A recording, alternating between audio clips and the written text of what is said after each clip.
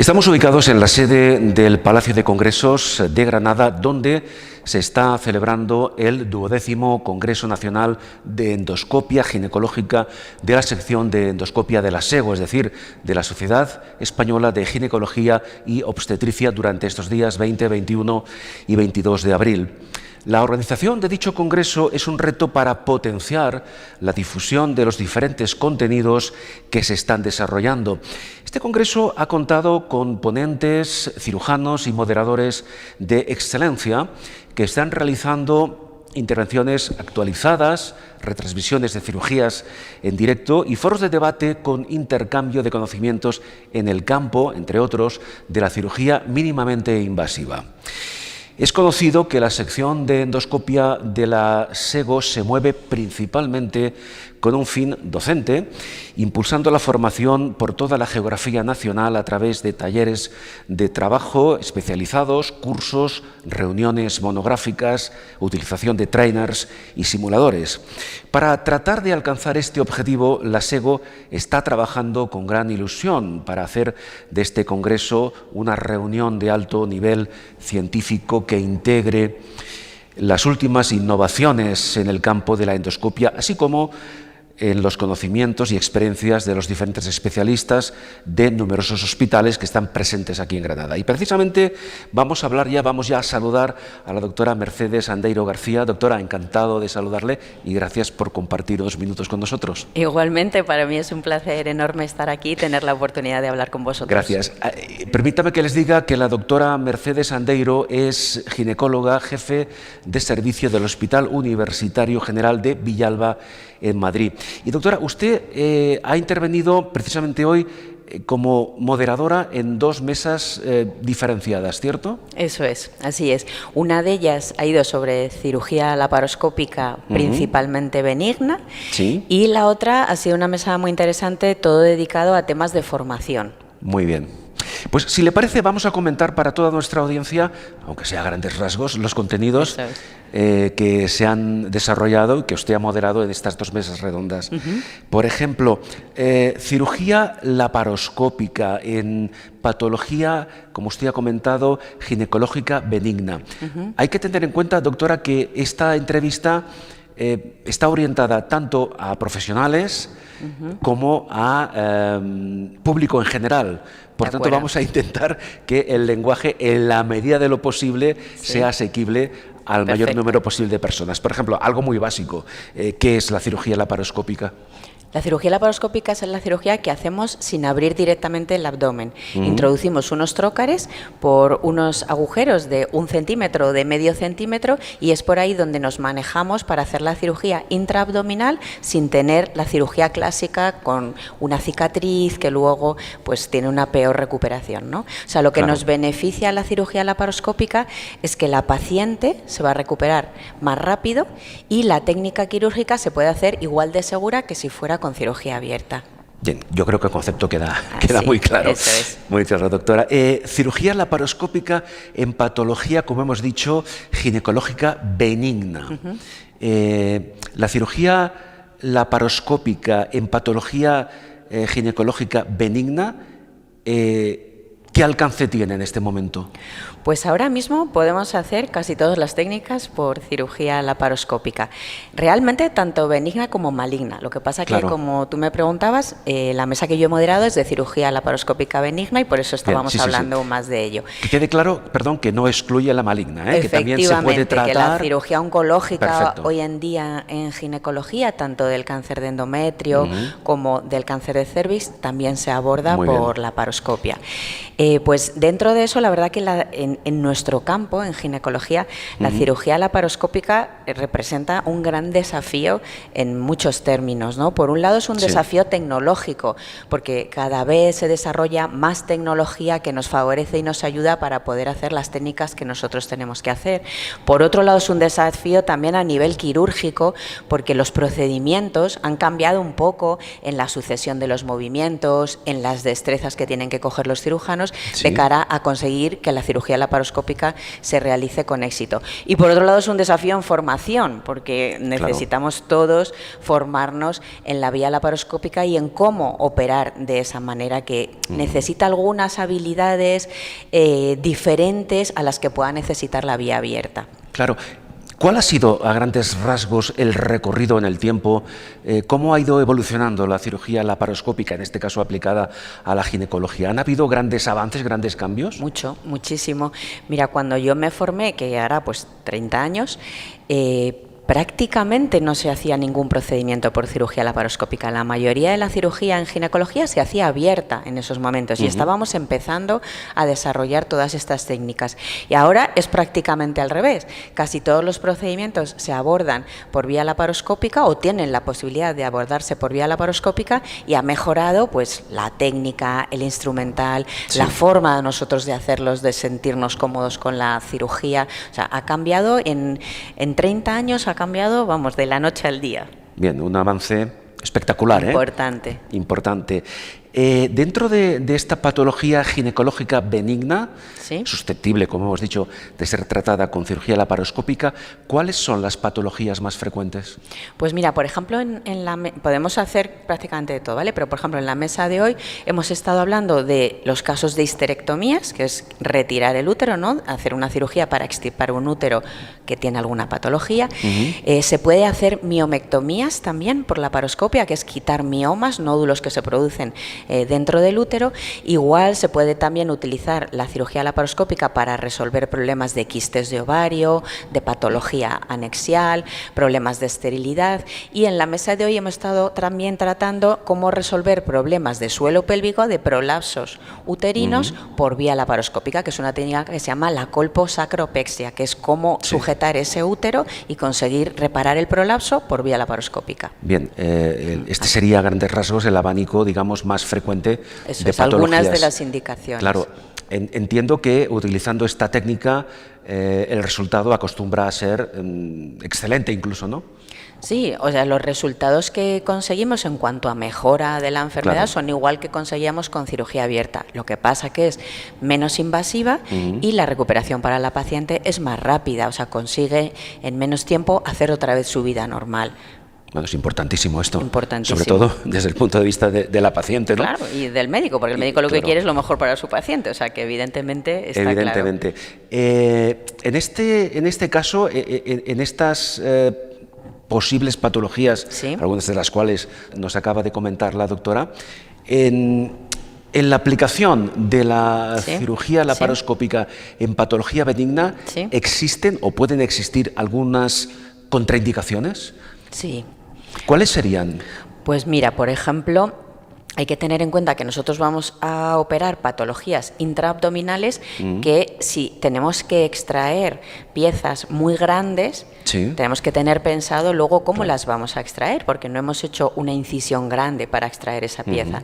Entonces, o tenemos que estar respaldados por técnicas que nos permitan morcelar ese tejido y extraerlo de fuera del abdomen de alguna manera, o tenemos que tener pensado cuál es el plan B. Esto va a hacer que haya algún tipo de cirugías, por ejemplo, úteros muy grandes, masas anexiales muy grandes, que el abordaje no lo vamos a hacer laparoscópico, lo vamos a hacer con cirugía convencional. Claro, digamos por cuestión de tamaño, simplemente. Efectivamente, porque en cirugía laparoscópica los trocáreos que estamos introduciendo miden como máximo 1 centímetro.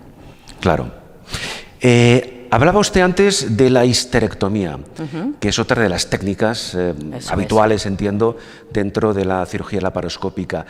Creo que sería interesante que la doctora nos explicara también, en la misma línea que comentábamos antes, cuáles son los avances más importantes que se han producido y que se están ya aplicando en la técnica de histerectomía por laparoscopia.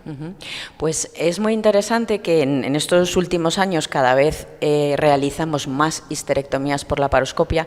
¿Por qué? Pues porque hemos aprendido a hacerlo mejor, porque ya tenemos una técnica reglada y que es reproducible, es decir, es más fácil aprender. Sabemos que hay una serie de pasos que si los sigues, la cirugía probablemente va a ir bien y vas a tener menos riesgos de tener una complicación. Sí. Y por otro lado, todas las casas comerciales que se dedican a desarrollar tecnología para que nosotros podamos operar de una manera más cómoda, pues es verdad que cada vez tenemos más instrumental que con una sola pinza puede realizar más maniobras, que son a lo mejor maniobras de coagulación, de corte, de disección en la misma mano. Por lo tanto, eso te va a facilitar trabajar bimanualmente y por los trocares que tú tienes, pues abordar de una manera más sencilla al útero. Y eso hace que cada vez podamos enfrentarnos pues a úteros pues o más complicados o a úteros que tienen adherencias, a pacientes a lo mejor que son más complejas pues porque tienen un índice de masa corporal más aumentado, porque han tenido cirugías previas que puedan tener adherencias. Bueno, cada vez nos permite meternos en cirugías más complejas.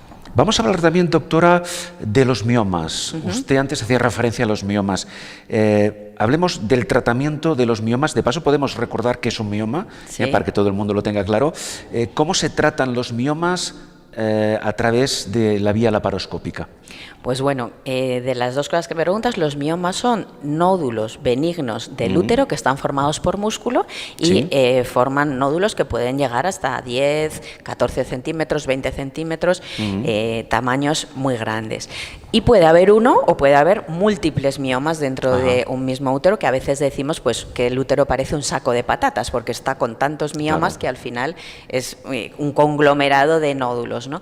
En ese sentido, el tratamiento de los miomas es muy amplio y hay desde tratamientos médicos a tratamientos quirúrgicos que necesitan una cirugía abierta porque son úteros ya de unas dimensiones importantes, o otro tipo de tratamientos con radiofrecuencia, con ablación de miomas. Pero bueno, dentro de todos ellos, uno es el de la cirugía laparoscópica, que nos va a permitir realizar miomectomías, o sea, extirpar exclusivamente ese tumor, permaneciendo el útero sin tenerlo que operar. Para resolver el problema. En el último tiempo, pues todo esto también ha mejorado porque cada vez los cirujanos somos más capaces de hacer sutura por la vía laparoscópica y también porque van saliendo nuevas suturas, como las suturas barbadas, instrumental, como decíamos antes, que favorece que la técnica para nosotros sea más sencilla. Y esto es importante porque cuando nosotros estamos extirpando un mioma, una de las cosas que pasa es que mientras ese tejido uterino está sangrando, entonces el tiempo que uno tarde en repararlo es importante para que pueda ser realizado por la laparoscopia o haya que hacerlo con una cirugía abierta. Ahora que usted habla de este tema, entiendo que es importante y que es un factor diferencial el hecho de que, pregunto, con cirugía laparoscópica el tiempo, la duración de la intervención acostumbra a ser menor que si esa misma intervención se hace con cirugía abierta, ¿o no es así? No tiene por qué ser siempre así, porque la cirugía incluso a veces es más larga, porque es más laborioso a lo mejor operar estando desde fuera, ¿no? Pero la recuperación de la paciente sí que va a ser mejor, porque al no hacer una incisión en la pared abdominal, luego toda esa cicatrización pues no tiene que producirse y la paciente normalmente se recupera mejor. Hay cirugías más cortas por vía laparoscópica que si las hiciéramos abiertas, y hay cirugías que son más largas, pero aún así merece la pena. Por supuesto. Cirugía del suelo pélvico. ¿Por qué a veces se tiene que llegar a una intervención quirúrgica para resolver un problema con el suelo pélvico de la mujer? Pues curiosamente, según van pasando los años y una vez que la mujer llega a la menopausia, hay una serie de cambios hormonales que favorecen que pueda haber un defecto en los tejidos del suelo pélvico, que el colágeno ya no tenga la calidad que tenga que tener, y esto haga que se prolapse los órganos pélvicos por vía vaginal, que puede ser la vejiga, que puede ser el útero o que puede ser el recto, que son los órganos que están apoyados en el suelo pélvico y que de la presión, de los años, de los partos que ha tenido esa paciente, a lo mejor de esfuerzos o trabajos que tenga de hacer mucha presión sobre el suelo pélvico, pues al final tenga un prolapso, ¿no? Y ese prolapso puede ser muy incapacitante, ¿no? Que le dé problemas para su vida real y lo tengamos que resolver. Incapacitante, perdón, pregunto, ¿y a veces doloroso también o no? Pues normalmente no duele, pero puede ser pues que produzca una incontinencia de orina o que produzca una incontinencia de heces, que produzca un problema para las relaciones sexuales, para la vida habitual de la paciente. Entonces ahí la cirugía por laparoscopia resuelve el problema del prolapso. Pues hay algunos casos, como es el prolapso uterino, que se puede resolver con cirugía laparoscópica. Es una técnica que, bueno, tiene un nombre complicado, que es la colposacropexia, que consiste en el útero, sujetarlo a unos ligamentos que hay en el sacro. Esta era la siguiente pregunta. Una de esas palabras que a los que no somos expertos nos cuesta pronunciar. La colposacropexia, ¿verdad? Que también se resuelve en muchos casos por laparoscopia. Por laparoscopia, sí. Esa es una técnica en concreto que solemos hacer por vía laparoscopia y que es capaz de resolver el prolapso. Hay otras técnicas para resolver este tipo de patología que son vaginales y que no necesitan de la cirugía laparoscópica, pero sí que un cirujano de suelo pélvico debe de controlar normalmente las dos vías, porque hay pacientes que va a estar indicada la cirugía vaginal y hay pacientes que va a estar indicada la cirugía laparoscópica. Claro, doctora, usted también, como antes ya avanzábamos, ha moderado una segunda mesa en este congreso que ha tratado de diferentes vídeos tutoriales sobre cirugía laparoscópica. Bien, con estos vídeos, ahora comentaremos algunos detalles más a fondo. ¿Qué es lo que se pretende? Pues mira, la mesa estaba muy orientada a la sutura por laparoscopia, que en realidad es un reto para todos nosotros, para todos los cirujanos laparoscopistas, porque estás suturando dentro del abdomen, viendo en una televisión y estando tú trabajando desde fuera del abdomen. Por lo tanto, el instrumental es un instrumental muy largo, el que estás manejando. La visión es una visión 2D, es decir, tienes unas condiciones muy específicas para conseguir realizar una sutura en un material, en un tejido sensible y estás muy lejos, ¿no? Y tienes que ser muy preciso. Por lo tanto, el aprendizaje de esa técnica lleva de muchas horas de pelvis trainer, de muchas horas de aprender una serie de habilidades psicomotoras que no las necesitas para operar por cirugía abierta, pero sí son imprescindibles en el caso de la laparoscopia. En esta línea, un par de cuestiones. ¿Qué importancia, que la tiene evidentemente, pero después de haber realizado una intervención por laparoscopia, cómo es de importante que la sutura por laparoscopia, insisto, de esa intervención quede bien resuelta? Pues es fundamental, porque si no, en unas horas probablemente pues puedas tener una complicación. Si uno ha suturado un asa intestinal o ha suturado, imagínate, una ligadura de un vaso importante, el nudo que has hecho, la sutura que has hecho sobre esa estructura tiene que ser segura y tiene que estar hecha de una manera concreta para asegurar que es un nudo seguro y que es una sutura segura, porque el propio tejido humano va a hacer una cicatrización sobre eso, pero va a tardar pues 10 días, 15 días, dependiendo del tejido, el tiempo que sea necesario. Y mientras es esa sutura la encargada de realizar esa función. ¿Esa sutura que se realiza por vía laparoscópica acostumbra a ser una sutura fiable, consistente en el tiempo? Sí. Por supuesto, sí, totalmente. Pero tiene que estar bien realizada y para eso pues ha habido que practicar, ha habido que aprender y hay que ser capaz de hacerlas de una manera determinada. Doctora, antes usted ha hecho referencia, que me parece un aspecto fundamental, a la formación del profesional, del cirujano, al entrenamiento, a las habilidades que tiene que tener el profesional, el cirujano, por vía laparoscópica. Y me gustaría que comentara usted aspectos diferenciales del aprendizaje, de la capacitación que tiene el cirujano que ejerce por vía laparoscópica respecto del cirujano en cirugía abierta. Pues me parece una pregunta muy interesante, porque evidentemente un cirujano ginecológico lo primero que tiene que aprender es una serie de conocimientos de anatomía, de cómo es toda la pelvis femenina, ¿no? Cómo es la inervación, cómo es la vascularización, cómo son los órganos y qué relación tienen entre ellos, y eso va a ser común para todos. Todos tenemos que aprender la técnica reglada de cada intervención, de cómo la debo de hacer, cuáles son los pasos que debo seguir para estar seguro, para no tener una complicación. Pero es verdad que en cirugía abierta nosotros estamos tocando con las manos, estamos viendo en visión 3D, estás pudiendo tocar el tejido y es una sensación totalmente distinta a la que tiene un cirujano laparoscopista, que no está tocando ese tejido, que tú estás operando con las manos, en medio tienes unas pinzas largas que introduces dentro de un abdomen, tú estás operando viendo a un monitor de televisión y desde ahí te tienes que orientar. ¿Qué va a hacer eso? Que necesites desarrollar una serie de cualidades y de habilidades psicomotoras que no las necesitas para hacer cirugía abierta. Y eso va a hacer que te tengas que formar en que estás operando con visión 2D, que no es lo mismo que operar con visión 3D, en que el instrumental es mucho más largo, en que tienes que aprender a coordinar la coordinación bimanual, las dos manos a la vez, la coordinación mano-ojo. Entonces, todo eso se va ensayando y se va entrenando normalmente en pelvitrainers, que lo llamamos también laboratorios secos, ¿no? O sea, en laboratorio, antes de entrar en quirófano para ya tener el manejo de todo ese instrumental y todas esas sensaciones. Doctora, ya que estamos hablando del tema de formación y entrenamiento, me gustaría, para que nos hagamos una idea, ¿cuánto dura la fase, el periodo de formación del profesional para que pueda ejercer la cirugía laparoscópica, diríamos, con absoluto conocimiento de causa? Pues esa es una pregunta muy difícil.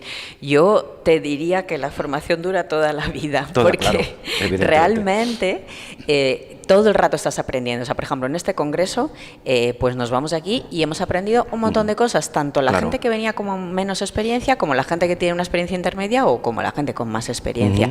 ¿Por qué? Porque viendo lo que hacen en otros hospitales, lo que hacen otros compañeros, qué cosas se nos han podido ir ocurriendo a unos y a otros, pues al final es verdad que siempre aprendes.